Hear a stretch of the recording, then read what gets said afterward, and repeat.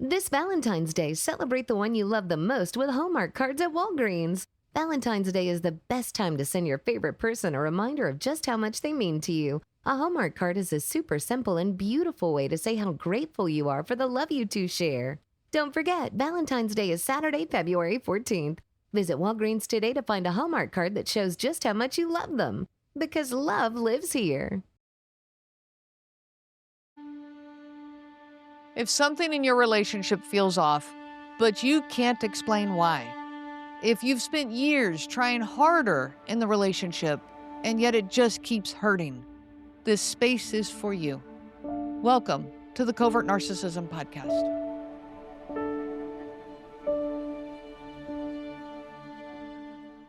Every day, I open the Covert Narcissism Facebook group, which, by the way, is where CNG started in the first place. The letters CNG stand for Covert Narcissism Group, which is referring to the Facebook group that I started.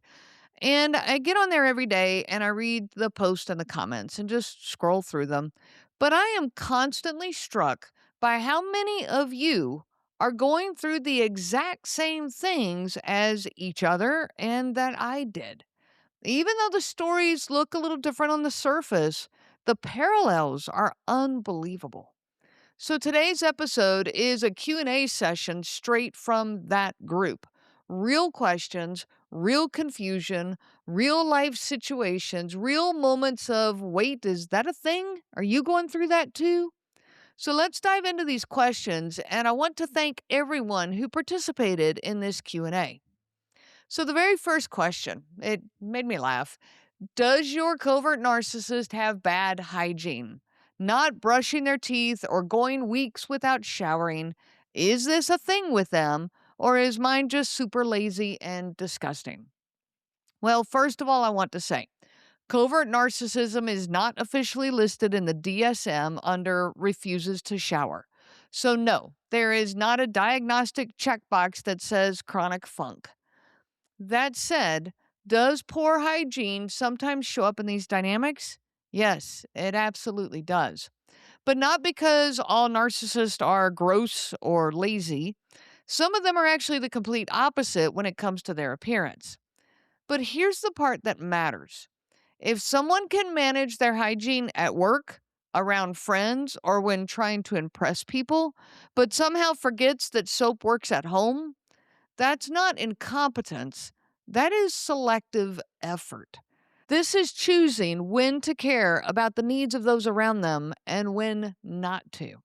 And let's be honest, when you're in a relationship where you're already carrying the emotional load, having to also parent someone into brushing their teeth, that can just feel like the final straw.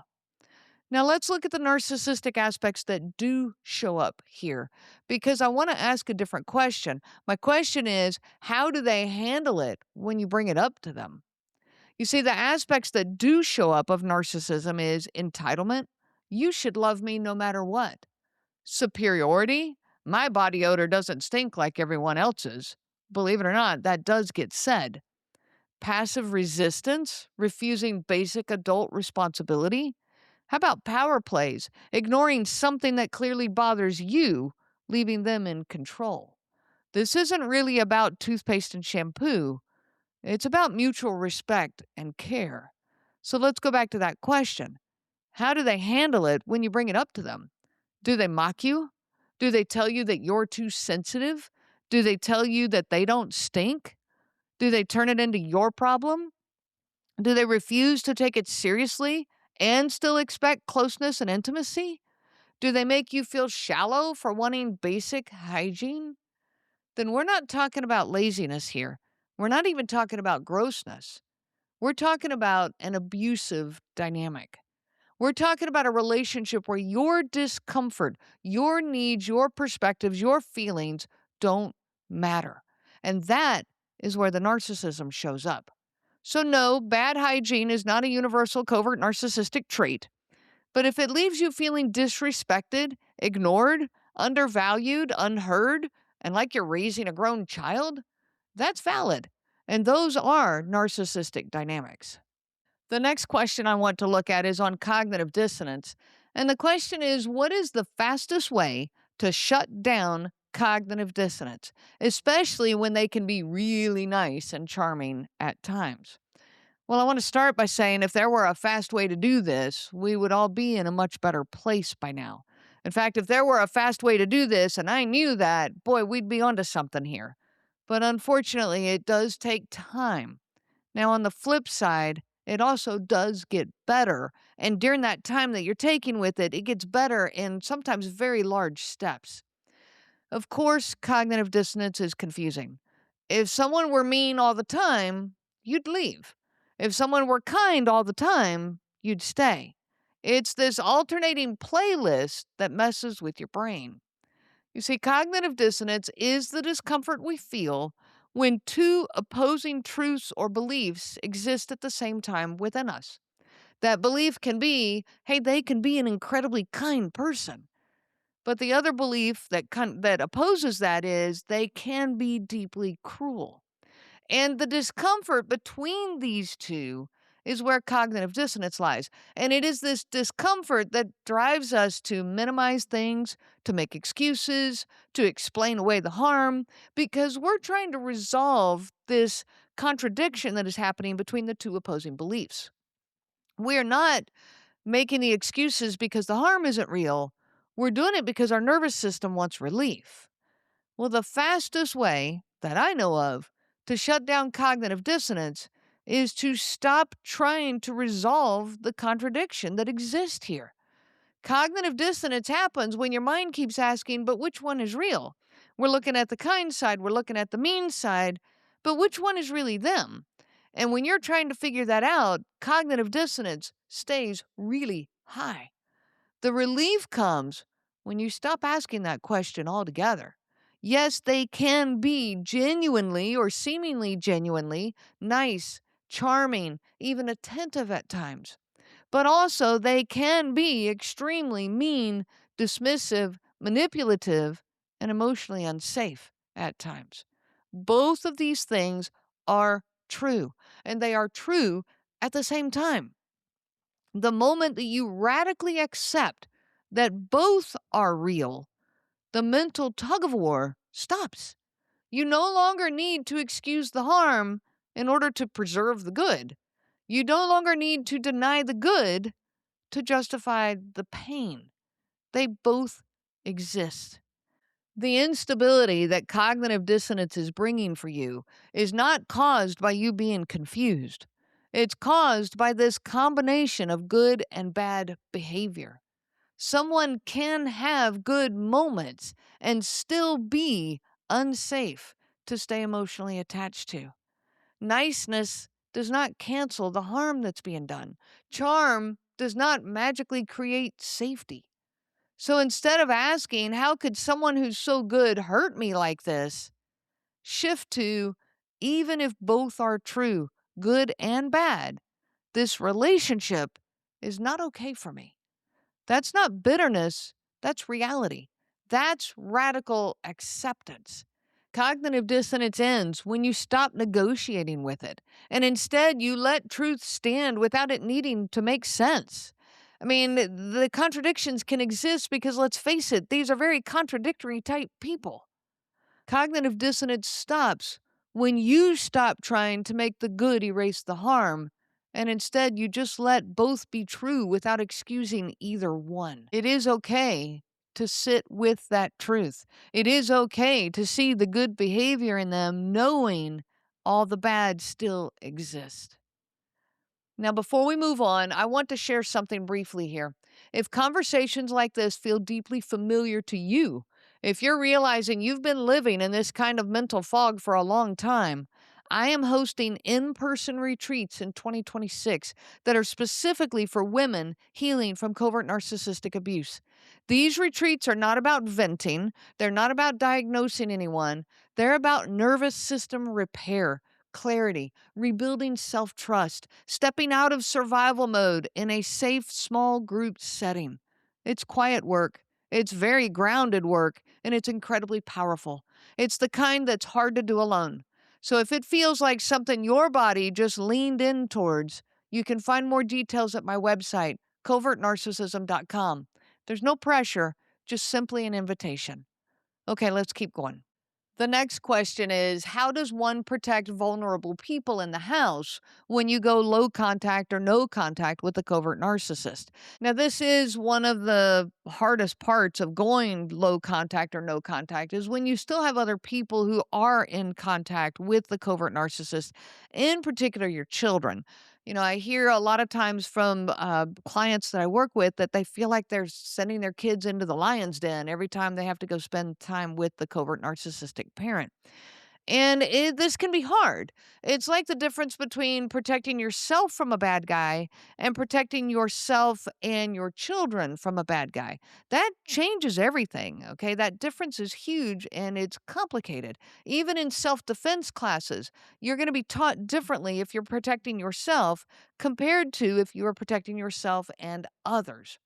So I want to start by saying it is not possible to completely protect your children, or let's say it's elderly parents, other family members, from the abusive behavior of the covert narcissist that's in your world.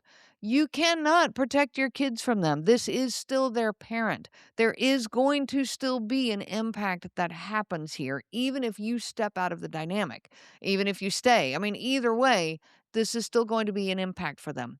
So the goal here becomes harm reduction. So protection, often it looks like a layered approach. Let's start with a clear structure and predictability, at least where you can control it. You can't always, and we all know that, but you can control some of the routines. You can control expectations, especially yours, but you can even help your kids to start checking their expectations of you and of the other parent. You can create calm environments as much as possible to help stabilize the nervous systems for you and for the others, the vulnerable people that you're protecting. I also want to talk about age appropriate truth. And this even goes back to when we were talking about the expectations that you can start explaining some of this to your children without oversharing. You don't need to explain narcissism to them. You don't need to name all the behaviors, but you can talk about that it's not okay to be yelled at. You can say things to your kids like, it's okay to have your own feelings, even if someone else doesn't like them. You can say things like, you're not responsible for keeping the peace between adults. Or if someone is upset, that doesn't automatically mean that you did something wrong. Kids need to learn the language around emotional development and emotional maturity.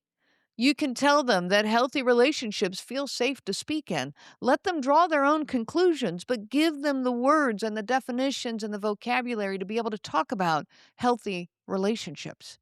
You can tell them it's okay to take space if someone is being unkind. For slightly older children, you might even be able to say sometimes people avoid accountability by changing the subject or blaming others. You don't point fingers at the other parent, let them draw their own conclusions, but give them the vocabulary. You can tell them things like real strength includes taking responsibility, or it's important to notice patterns, not just promises.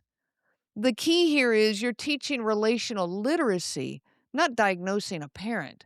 We don't have to call someone a narcissist in order to teach our children what healthy behavior looks like. Please give your kids or the vulnerable people in your life the vocabulary around healthy human interactions, healthy relationships. Another step would be to model boundaries in real time. Let the vulnerable people in your life see you setting these boundaries, you disengaging calmly or ending conversations calmly, refusing to participate in emotional chaos. When you have to verbally set a boundary with an antagonistic person, I do recommend keeping that boundary simple and calm, non reactive, and focused on your own needs and feelings. Saying things such as, I don't like how it feels to be yelled at, so I'm stepping away right now. That is better than saying, don't you yell at me or you can't talk to me that way. That doesn't look good. That doesn't come across well. Keep it focused on you. I don't like how it feels to be yelled at, or I'm not comfortable with this conversation, so I'm stepping away right now. When your vulnerable children see you setting these boundaries in real time, you are teaching them, you're giving them the tools to do that for themselves as they grow and mature. One of the most protective things that you can do for the vulnerable people in your life is to be the regulated adult. You cannot control the covert narcissist behavior, but you can help your kids name their own feelings, discuss their reality and their perspective, and to learn that other people do not get to define who they are. You are not failing because you cannot fully shield them. I'm telling you now, you cannot fully shield them. You can shield them for a while when they're really young. You can shield them even in bits and pieces here and there. But it is not possible to shield children from the effects of the parenting that is happening from either side, whether it's a covert narcissistic mom or a covert narcissistic dad. The other people in your world are going to be impacted by the actions and behaviors and attitudes of the covert narcissist that's in your life. Many people stay in partial contact longer than they want to, in fact, because they're protecting someone. Nobody does selling better than Shopify. Shopify is the home of the #1 checkout on the planet. And the not-so-secret with Shop Pay that boosts conversions up to 50%, meaning way less carts go abandoned and way more sales going through. So if you're into growing your business, your commerce platform better be ready to sell wherever your customers are scrolling or strolling. On the web, in your store, in their feed, and everywhere in between. Businesses that sell more sell on Shopify. Upgrade your business and get the same checkout that Skims uses. Sign up for your $1 per month trial period for 3 months at shopify.com/Westwood1, all lowercase. Go to shopify.com/Westwood1 to upgrade your selling today. Shopify.com/Westwood1. The secret is out. With millions of younger-looking customers across the country, Plexiderm is one of the most highly sought-after products on the market. It visibly shrinks under-eye bags and smooths out crow's feet in minutes, and the effects last up to 10 hours. Influencers love it, magazines feature it, and people just can't get enough of it. As a matter of fact, Elle magazine gave it an Editor's Choice Award as Best Instant Wrinkle Filler for 2025. In as little as 10 minutes, Plexiderm reduces the appearance of fine lines, wrinkles, and those dreaded under-eye bags. So yes, you can look years younger in minutes, and the effects last for hours. No surgery, no gimmicks, just results. The best news, you can try Plexiderm for only $14.95. Plus, get free shipping. Don't wait, order Plexiderm today. Visit plexiderm.com/special. That's plexiderm.com/special. Paid for by Sheer Science. That doesn't mean you're weak. It means you're weighing safety, timing, and the impact, and that's a deeply responsible thing to do. Now let's get into the next question. So this member wrote, I recently shared my heart and all my hurts, including my CPTSD from his past behaviors, with my husband. Now I'm going to stop and say that's deep honesty, and I have a lot of respect for that.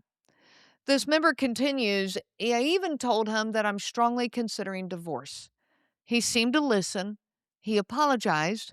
He said he knows that he can be, in colorful words, very difficult, and has been working on that.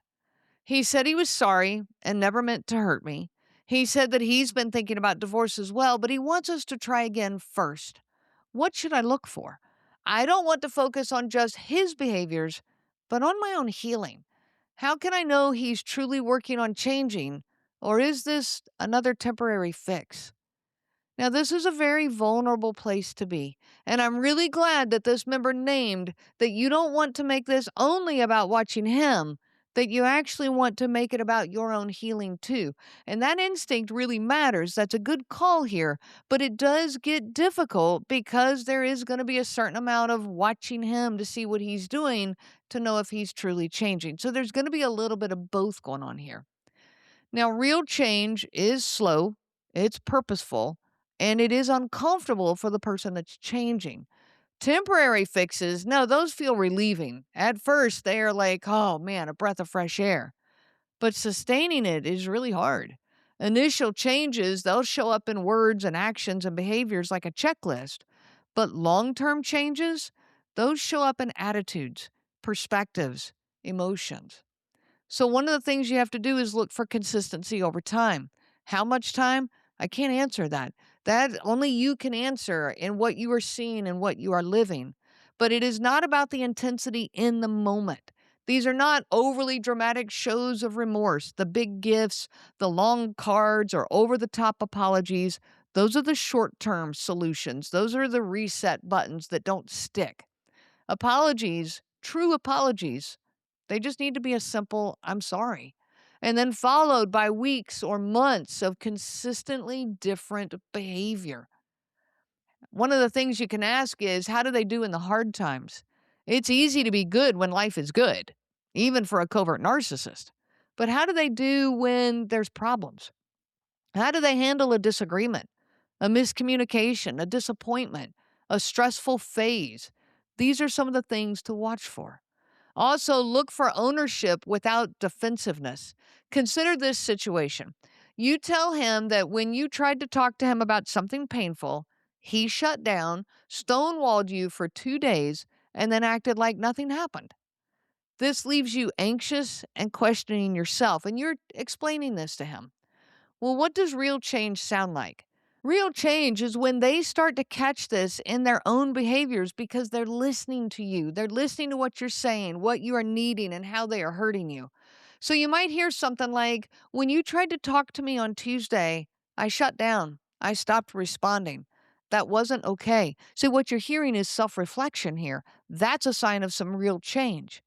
They might continue saying, I avoided the conversation because I didn't want to feel uncomfortable, and I left you alone in your anxiety. And I can see now that that was not okay. Going forward, if I feel overwhelmed, I'm going to say that out loud instead of disappearing. How much I've yearned to hear these kind of words, okay? They might continue with, and if I need space, I'll tell you when I can come back to the conversation, and it's on me to follow through with that. Now, notice what's going on here. This person has named the exact behavior that they did that hurt you. They've named the impact that it has had on you, not just their intent.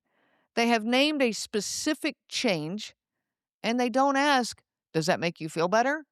They don't ask, well, aren't things better now? See how much I've changed? They don't follow with that kind of stuff. Now, contrast this with a typical covert narcissistic response. You're going to hear something like, I already said I'm sorry. I know I'm not perfect. I've been under a lot of stress, and you know I shut down when I feel attacked. I'm trying, but it feels like no matter what I do, it's never enough for you. Well, what happens here? Vague ownership, saying things like, I know I'm not perfect.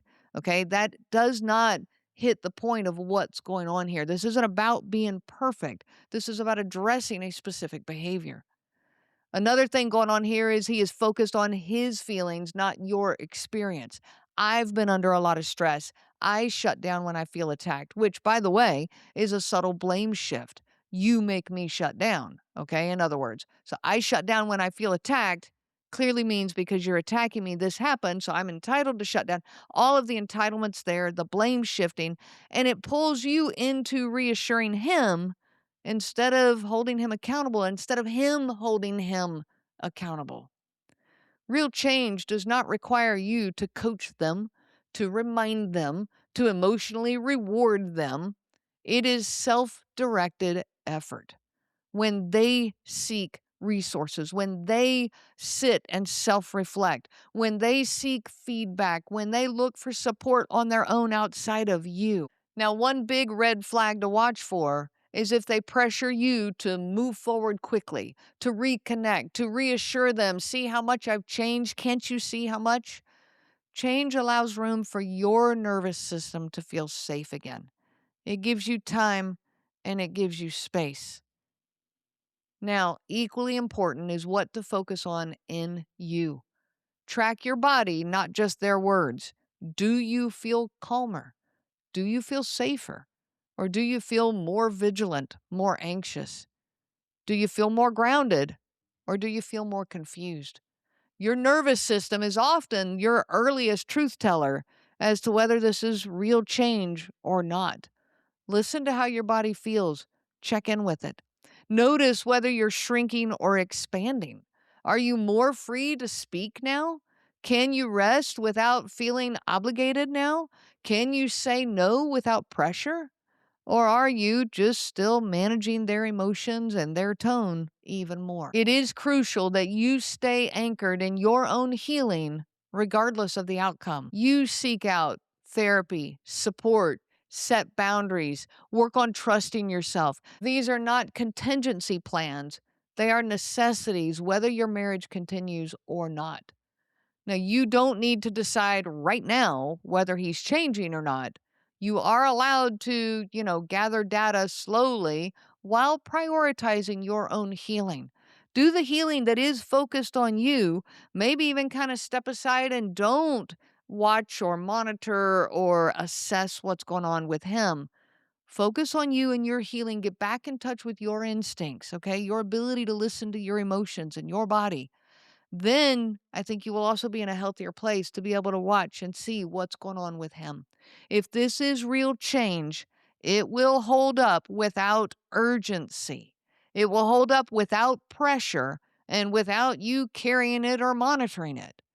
If it's temporary, the weight will quietly slide right back onto you like it does over and over. And that too will become clear to you as the more you are healing and the more you are able to see reality and stay grounded in your reality. You're asking the right questions. Stay with your clarity, not the promise of potential. Now, the last question I'm going to deal with today is about circular conversations, one of my favorite topics. The question is, it's like I don't even speak. He remembers nothing that I've said or discussed with him. Then he turns it into a circular conversation. How do I fix this? Should I record conversations? All right, we are going to dive into this. Now, before we do, I do want to take a minute and say I recognize that these were mostly women who answered the Q&A. And so we're talking about he being the covert narcissist. But I fully understand that that happens in the complete opposite, where you've got guys who are dealing with covert narcissistic wives. So I just wanted to acknowledge that for a minute. Now, let's normalize something here. If you have ever walked away from one of these conversations thinking, am I losing my mind? Did I black out? I don't even know what I said. Did we just time travel? You are not alone. And I need to say this clearly. You cannot fix a circular conversation by communicating better. And boy, I wish somebody had told me that years ago. I spent so much time, effort, energy in trying to figure out how to say it better. If I say it this way, if I say it that way, what kind of words could I use? What kind of analogies could I use? I spent so much of my energy, trying to communicate better with him. But you cannot fix a circular conversation by communicating better. Circular conversations are not miscommunications. They are endurance sports. The goal is not resolution, the goal is exhaustion. Resolution is dangled in front of you like a carrot in front of a horse. No matter how hard you try, no matter how far you go or walk, you will never reach that carrot. You will never get to resolution. If you think of it like you're in a plane, you think the plane's about to land, and suddenly you realize you're back on the runway discussing something that you said in 2014. When someone repeatedly forgets, rewrites, loops back to the same issue, the problem is not clarity. You could come up with bullet points, screenshots, a timeline, maybe even laminated flashcards, and somehow you would still end up defending yourself. You would still end up circling back to the 2014 and that something you said. That's not a communication failure. This is a pattern. Now, the urge is strong to try one more time. And I know, I get it. I'll just explain it better. Maybe if I slow down. Maybe if I use simpler words. No, if it starts looping, you simply need to say, we're going in circles. I'm not continuing this. And then you disengage. No closing argument, no rebuttals, no PowerPoint presentation with a laser pointer. Circular conversations require your participation. So don't participate. If you don't step into the spin cycle, then the spin cycle can't spin. Now, I know that isn't easy. And I know sometimes they won't let you step out of the conversation. They'll even follow you through the house and keep going and keep going and keep going. But your job is to get out of that conversation.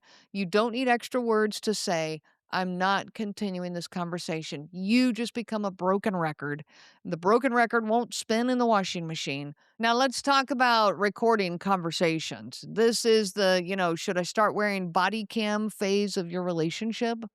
First, I want to say legally, recording laws varies by state. Some require consent from both parties, some don't. So you do need to know your local laws before you do anything. Court is not what you want to head into because you've recorded them. Now, emotionally, recording often backfires because the issue is not memory here, it's accountability. You can play it back to them and still hear, well, that's not what I meant. You're twisting my words. You're obsessed. You always record me to make me look bad.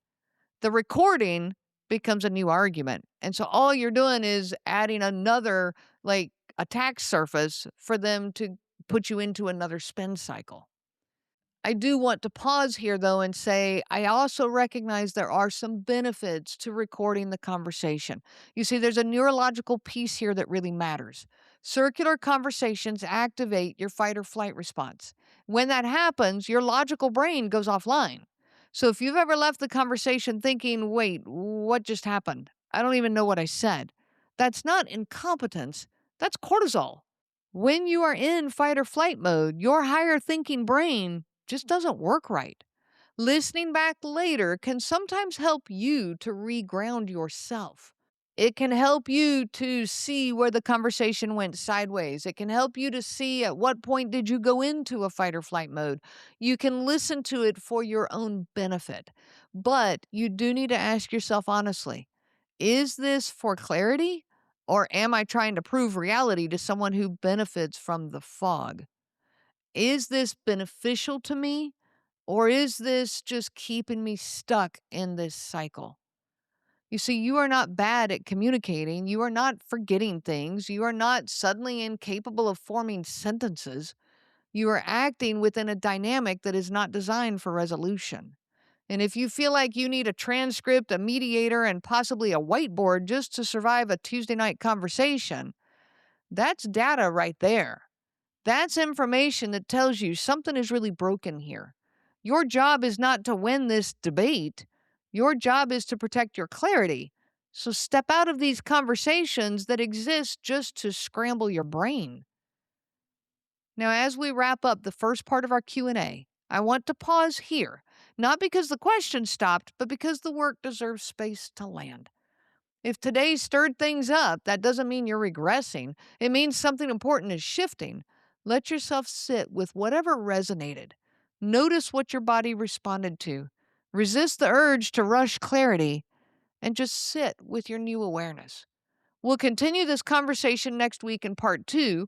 We'll pick up with more of the questions from the Covert Narcissism Facebook group and go even deeper into what healing, boundaries, and radical acceptance actually look like in real life. You don't need to have all the answers yet, but you just need to keep asking the right questions. Stay connected, and I'll meet you back here next week. In the meantime, I wish you so much peace on your journey of healing. If there were ever an audience that I wish did not have to exist, it would be this one. Because of what it means you've lived through. I'm truly sorry that you understand this so deeply. And I'm really glad that you're here. May this be a place of safety, clarity, and peace. You are not alone anymore, and you don't have to figure this out by yourself. If this episode resonated with you, please subscribe so you don't miss future conversations. And if you'd like to learn more about the support, resources, or coaching that is available for you, you can visit covertnarcissism.com. While I hate it for everyone who understands what I am talking about, I'm really glad that you're here, and I wish you so much peace on your journey of healing.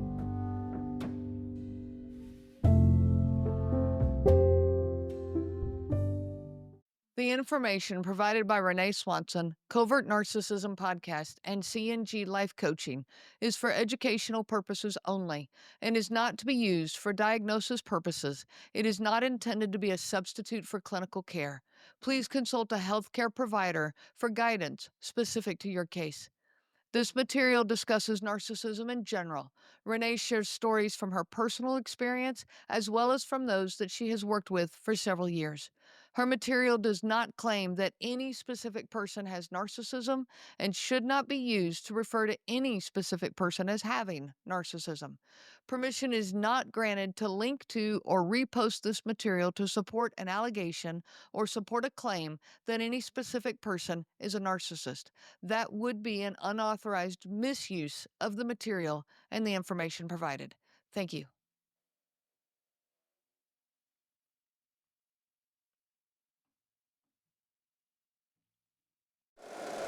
If you like the show, please take a moment to rate, review, and subscribe. It really does help the show to grow. Thank you for listening.